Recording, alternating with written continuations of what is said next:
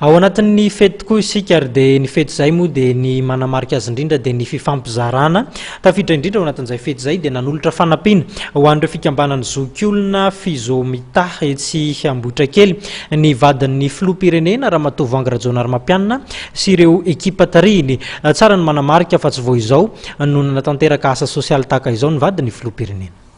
Boty fotsy misy 720 no natolotra Ramatoa Rajao Narimapianina Voangy vadin'ny filoham-pirenena ireo zokiolona ao amin'ny fikambanana Fizomita etsy Ambohitrakely. Fomba iray nentin'ny vadin'ny filoham-pirenena nentina nanamariana ny fankalazana ny fetin'ny fahaleovantena niaraka tamin'ireo zokiolona izany. Vao maraina dia tonga nanatra ireo boty fotsy ny ekipa Ramatoa Rajao Narimapianina Voangy. Tsy nanafina ny hafaliany ireo zokiolona nahazo tombotsoa. Tsara fahatongavana tokoa ireo boty fotsy.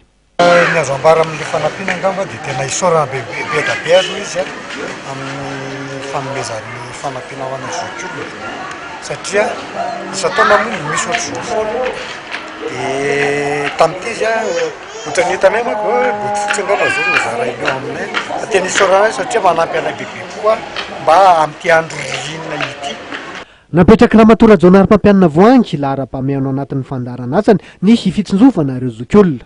Maro arak'izany ireo tetikasa sy asa sosialy kasainy ho tanterahana ho fiahiana azy ireo. Isan'ireo olana minjady ireo zokiolona tokoa ny fanadinon'ny fiarahamonina azy ireo matetika. Natokana ho an'ireo zokiolona mitsinjara amin'ireo ivitoerana telo misy ny fikambanana Fizomita ao Betongolo, Ambohitrakely, Aravarado ireo boty fotsy.